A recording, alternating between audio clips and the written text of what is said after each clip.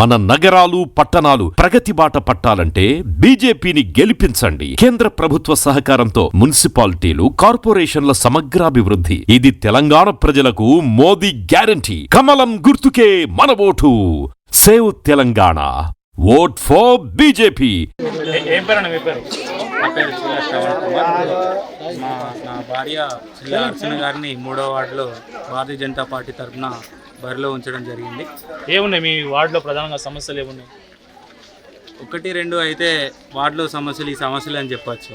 కానీ వార్డు మొత్తం ఏ గల్లీ చూసుకున్నా కూడా ప్రతి ఇంటికి కూడా ప్రతి ఒక్క సమస్య ఉన్నది మా 3వ వార్డు పరిధిలో. గత నాయకులు బీఆర్ఎస్ గవర్నమెంట్లు ఉన్నప్పుడు కూడా వాళ్ళు రూలింగ్ గవర్నమెంట్లోనే ఉన్నారు. వాళ్ళు కూడా ఏం డెవలప్మెంట్ చేయలేదు. ఇప్పుడు వాళ్ళే కాంగ్రెస్ పార్టీకి వెళ్ళి వాళ్ళు ఏం చెప్తున్నారంటే అధికార పార్టీతోటే అభివృద్ధి సాధ్యం అని చెప్పి పార్టీ మారడం జరిగింది. వాళ్ళు కూడా ఇప్పుడు అభివృద్ధి చేస్తారన్న నమ్మకం లేదు జనాలకు. ఇంకొకటి విషయం చెప్పాలంటే ఈ మున్సిపాలిటీ ఏర్పాటై దాదాపు 8 సంవత్సరాల కాలం అవుతుంది. ఒక టర్మ్ అయిపోయింది. ఇప్పుడు కాంగ్రెస్ పార్టీ అధికారంకి వచ్చి కూడా 2 సంవత్సరాలు పూర్తయింది. ఈ 2 సంవత్సరాలు 5 సంవత్సరాలు 7 సంవత్సరాలు కూడా ఎలాంటి డెవలప్మెంట్ కాలేదు.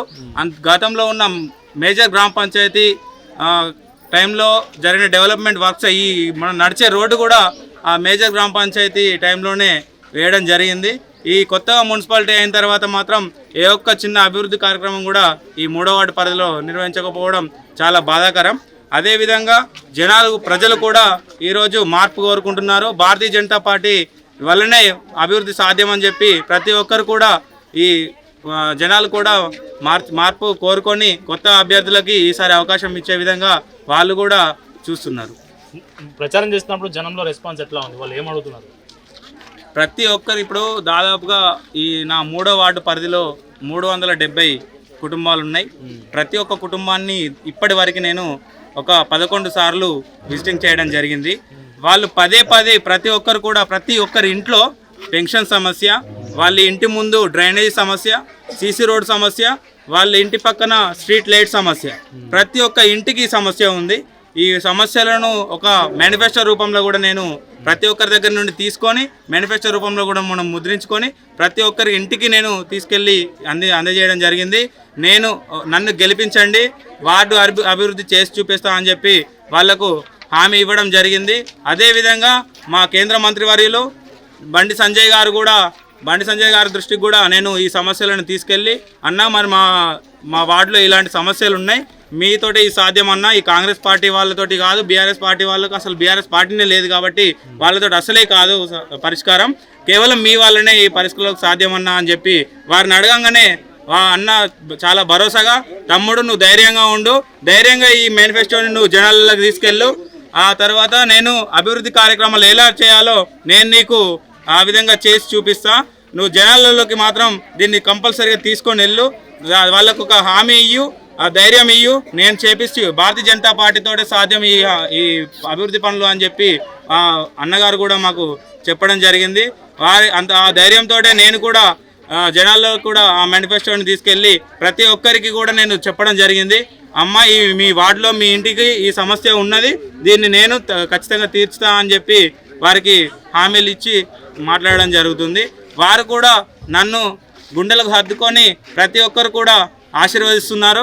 అఖండ మెజారిటీతో 3వ వార్డులో నేను ఈసారి చెప్పండి పట్టణంలోనే అఖండ మెజారిటీతో నన్ను గెలిపిస్తారని చెప్పి నేను భావిస్తున్నాను. గతంలో ప్రభుత్వం ఏర్పాటు చేసినటువంటి భారత రాష్ట్ర సమితి అని చెప్పుకోబడుతున్నటువంటి పార్టీకి ఇక్కడ పుట్టగతులు లేకుండా పోతాయని. ఎందుకంటే 5 సంవత్సరాలు 10 సంవత్సరాలు వాళ్ళు అధికారంలో ఉండి వారు చేసినటువంటి అభివృద్ధి ఏం లేదు. ఇక్కడ చూసుకున్నట్టయితే చొప్పదండి పట్టణంలోనే కాదు తెలంగాణ వ్యాప్తంగా కూడా వారు చేసినటువంటి అభివృద్ధి ఏం లేదు. కాబట్టి ఇవాళ బీఆర్ఎస్ పార్టీ అనే దాన్ని పూర్తిగా బొందబెట్టారు. ఇక బీఆర్ఎస్ లేనే లేదు, ఇక కేవలం ఉన్నది కాంగ్రెస్ ప్లస్ బీజేపీ అంతే తప్ప పోటీలో ఉన్న ఈ 2 పార్టీలే. కాంగ్రెస్ 2 నెలలు ఏం చేసింది అనేది ప్రజలను అడుగుతా చెప్తారు. ఎవరిని అడిగినా కూడా ఒకటే సమాధానం, ఇక్కడ కాంగ్రెస్ సేమ్ మా పరిస్థితి ప్రజలు అంటా ఉన్నారు, మా పరిస్థితి పెనం మీద నుండి పొయ్యిలో పడ్డట్టుగా అయిపోయింది. ఆనాడు బీఆర్ఎస్ పార్టీని నమ్ముకొని బీఆర్ఎస్ పార్టీకి ఓటేస్తే వాళ్ళు మనకు దరిద్రమైనటువంటి పరిపాలన చేసి చూపించారు.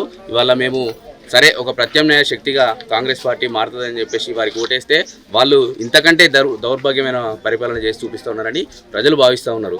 కాబట్టి ప్రజల దృష్టిలో భారతీయ జనతా పార్టీ మాత్రమే ఉన్నది. భారతీయ జనతా పార్టీ ఒక ప్రత్యామ్నాయ శక్తిగా ఇవాళ తెలంగాణలో అభివృద్ధి చెందుతుంది కాబట్టి ఖచ్చితంగా చొప్పదండి పట్టణ ప్రజలు భారతీయ జనతా పార్టీకే పట్టం కట్టబోతా ఉన్నారు. ఏం చేసింది మీ ఎమ్మెల్యే అధికార పార్టీ ఎమ్మెల్యే? అధికార పార్టీ ఎమ్మెల్యే ఏం చేయలేదు కాబట్టే ఇక్కడ ముఖం జరగనటువంటి పరిస్థితి ఉన్నది. ఇలా కనీసం ఒక ఎమ్మెల్యే వస్తే చుట్టూ 10 మంది 20 మంది కూడా లేనటువంటి పరిస్థితి ఉన్నది అని అంటే వాళ్ళ పార్టీ కార్యకర్తలు ఉండడం కామన్. ఇప్పుడు అధికార పార్టీలో ఉన్నటువంటి కార్యకర్తలు ఉండడం కామన్. వాళ్ళ వెనుక ప్రజలు లేకపోవడం నిజంగా మీరు ఒకసారి గమనించుర్రి.